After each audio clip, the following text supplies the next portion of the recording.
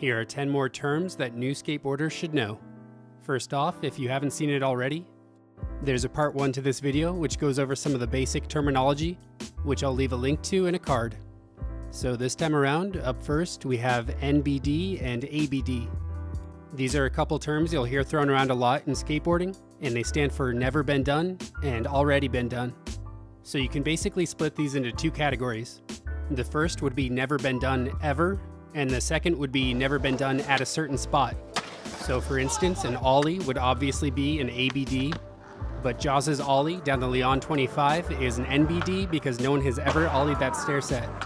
This also applies to things like Chris Cole's 360 flip down Wallenberg. That was an NBD at that spot, but 360 flips are done every day by everyone. And on the other side of things, you have never been done ever. And if you want some good examples of these, I'd suggest going and watching Johnny Geiger, Ellis Frost, or Ollie. I'm pretty sure a few of them have at least a few NBDs under their belt. Up next, we have Primo and rail stand. So these are 2 terms you'll see used pretty interchangeably here and there, but they both generally refer to the same thing. And that's when you get up onto or land on your board while it's on its side. So that side part of your board is actually referred to as the rail, which is why it's called a rail stand. And I'd say in general, it's the freestyle skateboarders that tend to call it a rail stand, and they usually do tricks into and out of it in a freestyle run. And as for the name Primo, I'd say that's used a bit more by street skaters, and it's referring to when you accidentally land in that position. And in this case, it's something that you want to try to avoid at all costs. And you'll also see the word Primo used in Primo slides, like what Rodney Mullen does. But just know that you can use either term pretty much whenever you want. For number 3, we have catch. Now this one's a pretty simple concept, and it refers to when you do flip tricks or even shove-its, and while the board is still in the air, you stop the rotation with your foot or catch it, and then you land. And this is opposed to the other way of doing tricks, which is kind of the way the beginners start off learning, and that's where you flip the board and it lands on the ground first or at the same time as your feet. And it's something that as you get better at skateboarding and you can pop your tricks higher, then eventually you'll just start to naturally catch them. So you can pretty much catch any kind of flip trick, so just know when you stop the board in midair with your foot, that's called catching the board.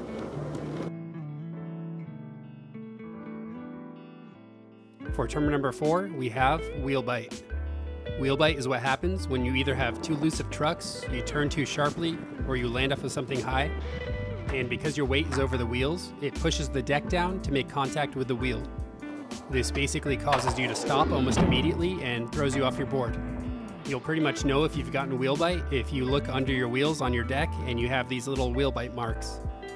So in general, the best way to prevent wheel bite is to either tighten your trucks a little bit, use risers, or land with your weight perfectly centered on your board. So yay for wheel bite. Up next, we have Casper. Now the term Casper can apply to a whole lot of tricks, but overall it refers to a certain way of being on your board. And that's when your board is upside down, you have 1 foot underneath and 1 foot on top on the tail, and you lift the nose up into the air. Now Caspers can be used in all sorts of variations of tricks. There's all the freestyle ones, there's Casper slides like Rodney Mullen again, and there's Casper flips and all of its variations. And if you happen to want to learn some of these easier Casper variations, I mentioned them in a few videos which I'll put links to. So go check them out and maybe learn some. Now the next 2 I'm going to go over relatively quickly because I've already made dedicated videos for each one, but they're still terms that you should know if you've gotten into skateboarding. So first we have maul grab, and this one just refers to a certain way of holding your board, and it's when you pick up or hold the board by its trucks. For whatever reasons, this is widely frowned upon in skateboarding, but frankly, the fact that holding your skateboard a certain way even has a name is kind of crazy to me. But either way, just know that if someone calls you out for being a maul grabber, look down and it's probably because of the way you're holding your board. And the next one is Mongo. Now Mongo just refers to a certain way of pushing your board. If you ride regular, then normally you should have your left foot on the board while you push and your right foot will do the pushing. But if you push Mongo, then that means you'll keep your right foot on the board and push with your left. And it's the opposite for if you ride goofy. Now, just like with maul grabbing, this is something that tends to be frowned upon in the skateboarding community, and it is a relatively beginner thing to do. But hey, if it works for you, then do whatever makes you happy. For term number 8, we have revert. So in skateboarding, a revert pretty much refers to one of 2 things. And the first one is just a straightforward revert, and that's where you just quickly whip your board and body around 180 to switch your stance. But keep in mind that you're not ollieing or lifting up your wheels, you're pretty much just sliding them around on the ground. And for the other type of revert, we have the ones where you add it on to the end of a trick.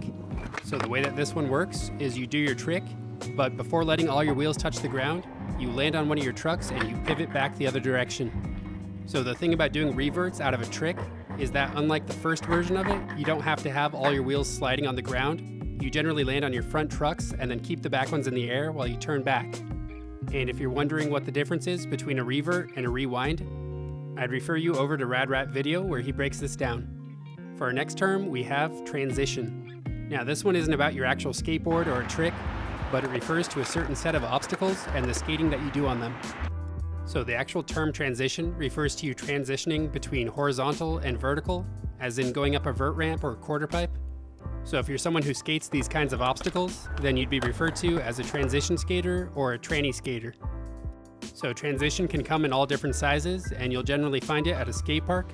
And correct me if I'm wrong, but I think transition can also refer to straight banks. But either way, just keep this one in mind for the next time you hear someone talking about tranny or transition. And finally at number 10, we have board slides and lip slides. So the reason I include this one is because for beginners, there always seems to be some confusion when it comes to these. Because if you see something like a picture of a board slide and a lip slide, then you pretty much have no idea of telling what the difference is. But it's a pretty simple concept once you understand it. So for an example, I'm going to use a frontside board slide and a frontside lip slide. And for both of these, you're going to end up sliding on the middle part of your deck. But for the board slide, you're going to roll and pop your front trucks over the rail. So your back ends up facing forward in the direction that you're sliding. But for the frontside lip slide, you're going to pop and put your back trucks over the rail. And this is going to leave you with the front of your body facing forward as you slide. So even though they're both frontside and you end up sliding the middle of your deck on both of them, just know that it's about the way you get into it that makes the difference. So there you go, those were 10 more skateboard terms that I think beginners should know and understand. And not because you need to have some vast knowledge of skateboarding information to be a real skater, but if you're anything like me, then you just really enjoy learning as much as you can about the things that you love. So take what you learned from the first video and this one and put them together, and you should be set.